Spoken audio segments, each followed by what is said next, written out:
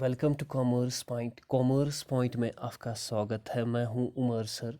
आपके लिए लाया हूं कॉमर्स पॉइंट से एक नेक्स्ट वीडियो लेक्चर।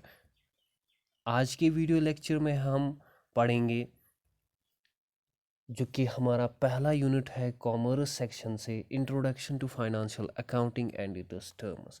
इसमें हम पढ़ेंगे what is accounting, what are its features, what is accounting, what are its features, what is its importance, difference between bookkeeping and accounting, fundamental terms of accounting। आज के video lecture में है हम ये तीन चीज़ें, accounting, it's futures and its importance clear करने की कोशिश करेंगे। होप इंशाल्लाह सब लोगों को समझ आएगा। नेक्स्ट हम आज देखते हैं मीनिंग ऑफ अकाउंटिंग को। पहले तो इसमें हमें क्या है, यहाँ पे लिखा हुआ है accounting is as old as human civilization. जितना पुराना ह्यूमन सिविलाइजेशन है उतना ही पुराना अकाउंटिंग है। तो भी ये पॉइंट आपको याद रखना होगा। इसके बाद क्या है, जो कि पुराने ज़माने के लोग थे, old man use to keep record of his transactions, क्योंकि अपने हिसाब किताब का जो ट्रांजेक्शंस जो भी होती थे उसका हिसाब किताब कैसे रखते थे, अपनी तरीके से, इन हिज ओन वे, अपनी लैंग्वेज में, अपनी ज़बान में। जो भी उनके पास नंबर्स थे उनको इस्तेमाल करके अपने लैंग्वेज में वो अपना हिसाब किताब रखते थे। सो वो लैंग्वेज, वो हिसाब किताब पुराने ज़माने से चलता आ रहा है। तो इसलिए जो भी अकाउंटिंग हो, जो आज की अकाउंटिंग है, इसको भी हम कहते हैं लैंग्वेज ऑफ बिजनेस। आज के दौर में हम यही कहेंगे कि जो अकाउंटिंग है वो लैंग्वेज ऑफ बिजनेस है। लैंग्वेज ऑफ बिजनेस क्या करती है, ये कम्युनिकेशन में हेल्प करती है। लैंग्वेज का काम ही है अपने मीन्स ऑफ कम्युनिकेशन में सर्व करना। तो बिजनेस की जो लैंग्वेज है वो अकाउंटिंग है, क्योंकि ये सर्व करती है as a means of communication. Next हम डेफिनेशन पे जाएंगे, जो कि डेफिनेशन यहाँ पे अमेरिकन एसोसिएशन की तरफ से है, जिसमें हमें लिखा हुआ है कि अकाउंटिंग एक प्रोसेस है जिस प्रोसेस में हम आइडेंटिफाई करते हैं, मेजर करते हैं, कम्युनिकेट करते हैं इकोनॉमिक इन्फॉर्मेशन। किसके लिए? जजमेंट के लिए, डिसीजन के लिए। कौन करेंगे? इसके यूजर्स। तो आपको याद रखना होगा कि अकाउंटिंग एक प्रोसेस है जिसमें हम एक इन्फॉर्मेशन को कलेक्ट करते हैं।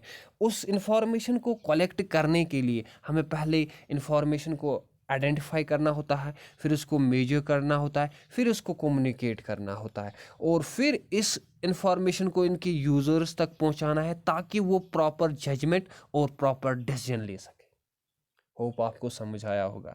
The process of identifying, measuring and communicating economic information to permit informed judgements and decisions by the users of the information. Next इस डेफिनेशन को थोड़ा एलाबोरेट करने की कोशिश करेंगे। We can say that the accounting is a process whereby we identify, measure and communicate the economic information to its users for general information and decision making। जो कि clear हो गया है आपको। the process includes the identifying of transactions, measuring them in accounting terminology and communicating the comprehensive one to its user। जो भी हमारे पास information आती है, जो भी हम ट्रांजैक्शंस रिकॉर्ड करते हैं अकाउंटिंग में, वो ट्रांजैक्शंस, वो लेजर, वो जर्नल, वो कैश बुक, हमें सब चीज़ें ज़रूरत नहीं होती है एक यूज़र को देने के लिए। हम खाली उसका एक कंप्रहेंसिव बना के इस यूज़र को देते हैं ताकि वो एक अपनी इंफॉर्मेशन ले सके।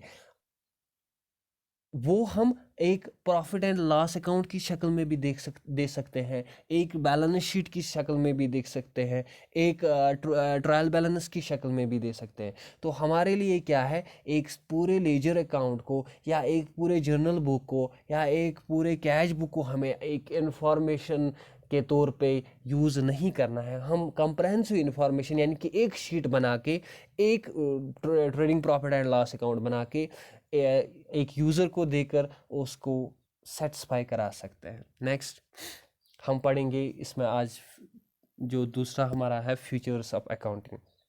फ्यूचर्स ऑफ अकाउंटिंग में क्या है कि हमें देखना है कि अकाउंटिंग जो है इसके खुसूसियात क्या है।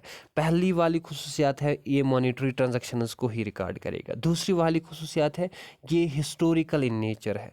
तीसरी वाली खुसूसियात इसकी क्या है, ये लीगल रिक्वायरमेंट है। और चौथा क्या है, ये एक्सटर्नल यूज़ है। पांचवा है ये डिस्क्लोज करता है फाइनेंशियल स्टेटस। पहले वाले पे हम जाएंगे जो कि मॉनेटरी ट्रांजैक्शंस है। पहला वाला जो है मॉनेटरी अकाउंटिंग जो है वो खाली खाली उन ट्रांजैक्शंस को रिकॉर्ड करेगा जो मॉनिटरी होंगे। इसका मतलब क्या है, जिनको भी मुनी के साथ वाबस्ता है ट्रांजैक्शन, जो भी कोई ट्रांजैक्शन होगी जिनको मुनी के साथ वाबस्ता है, पैसों के साथ वाबस्तगी है, वही ट्रांजैक्शन रिकॉर्ड होगी। और ये इग्नोर करेगा उन ट्रांजैक्शन को जो कि नॉन मॉनिटरी है। ठीक है, फॉर एग्जांपल अगर हमने गुड्स खरीदे या गुड्स भेजे नज़ीर अहमद को, तो इसमें पैसे इन्वॉल्व है, इसमें गुड्स इन्वॉल्व है, ये मॉनिटरी ट्रांजैक्शन। लेकिन अगर हमारे फैक्ट्री में स्ट्राइक होता है, ये नॉन मॉनेटरी ट्रांजैक्शन है, ये रिकॉर्ड नहीं होगा। तो पहला वाला तो क्लियर हो गया कि मॉनेटरी ट्रांजैक्शन ही खाली रिकॉर्ड होते हैं किसमें, अकाउंटिंग में। Next, it is historical in nature. इसका मतलब क्या है कि अकाउंटिंग जो है ये पास्ट के बुनियाद पे काम करती है, यानी कि जो पहले हमारी ट्रांजैक्शन हो चुकी है, कल को हुई, परसों को हुई, पता नहीं कब हुई, लेकिन हो चुकी है, उसी को हम रिकॉर्ड करेंगे। It is historical in nature, the transactions which have already taken place. और फ्यूचरिस्टिक ट्रांजैक्शन के लिए कोई जगह नहीं है अकाउंटिंग में, चाहे वो कितनी भी इंपॉर्टेंट हो, किसके लिए, बिजनेस के लिए। तो हिस्टोरिकल इन नेचर भी आपको समझ आया होगा। नेक्स्ट हमें देखना है लीगल रिक्वायरमेंट कि ये जो अकाउंटिंग है ये लीगल रिक्वायरमेंट है बिजनेस के लिए। अकाउंटिंग लीगल रिक्वायरमेंट है, अकाउंटिंग नेसेसरी है, क्योंकि फाइनेंशियल अकाउंटिंग में हम जो स्टेटमेंट्स बनाते हैं वो गवर्नमेंट नेसेसरी रखती है हर एक बिजनेस के लिए। So it is obligatory to, it is necessary to maintain financial accounting and financial statements and is obligatory to get these statements audited। उसके बाद हमें ये ऑडिट भी कराने होते हैं चार्टर्ड अकाउंटेंट से।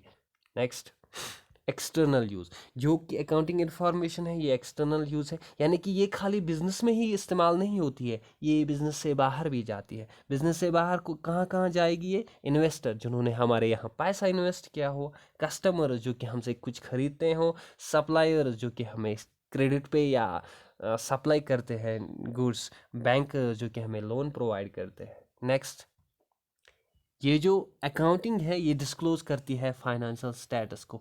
किस तरह से डिस्क्लोज करती है, ये हमें दो तरीक़ों से फाइनेंशियल स्टेटस को डिस्क्लोज करती है। पहला वाला तरीका है जिसको हम कहते हैं फाइनेंशियल परफॉर्मेंस, दूसरा वाला है फाइनेंशियल पोजीशन। फाइनेंशियल परफॉर्मेंस कैसे हमें दिखता है, वो हमें जब हम प्रॉफिट एंड लॉस अकाउंट बनाते हैं। फाइनेंशियल पोजीशन कैसे दिखती है हमें, जब हम बैलेंस शीट बनाते हैं। प्रॉफिट एंड लॉस अकाउंट जो हम बनाते हैं उससे हमें पता चलता है कि हमारे बिजनेस में प्रॉफिट है या लॉस है।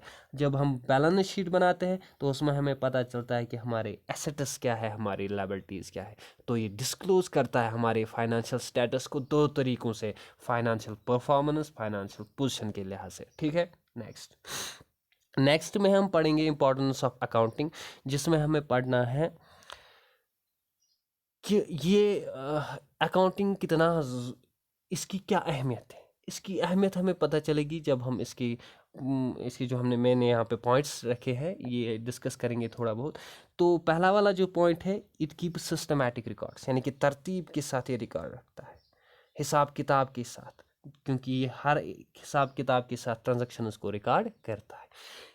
इट प्रोटेक्ट्स बिजनेस प्रॉपर्टी, दूसरा वाला, ये बिजनेस प्रॉपर्टी जो हमारी होती है उसको प्रोटेक्ट करता है। कैसे, ये रिकॉर्ड करेगा एसेट्स को, उसकी डेप्रिसिएशन, उसकी रिवैल्यूएशन, उसका जो भी कोई रिपेयरमेंट होता है, सब कुछ रिकॉर्ड करेगा अच्छी तरह से। तो ये हमारे जो एसेट्स है, प्रॉपर्टीज़ है, उनको प्रोटेक्ट करता है।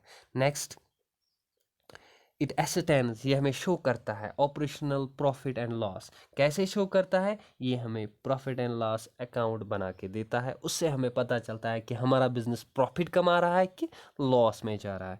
नेक्स्ट जो है, ये हमें फाइनेंशियल पोजीशन दिखाएगा बिजनेस की। कैसे दिखाएगा, बैलेंस शीट की सूरत में, जिसमें हमें पता चलता है हमारे पास एसेट्स कितने हैं, तो हमारे पास लायबिलिटीज़ कितनी पे करनी है।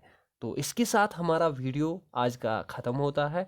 तो नेक्स्ट जो हमारा टॉपिक रहेगा वो रहेगा difference between accounting and book keeping. तो आपको मैं ये सजेस्ट करता हूँ कि आप भी थोड़ा बहुत वर्कआउट कीजिए इस टॉपिक पे, फिर हम कलेक्टिवली एक डिस्कशन चलाएंगे व्हाट्सएप या चाहे जो भी कोई प्लेटफॉर्म हो। तो आपके व्यूज़ भी देखेंगे, तो हो सकता है मैं भी कुछ लर्न करूँ, आप भी कुछ लर्न करें। इसके साथ मैं कहना चाहता हूँ thank you for watching this video. If you are satisfied with this video, like share and comment over Facebook page and over YouTube channel. Thank you very much.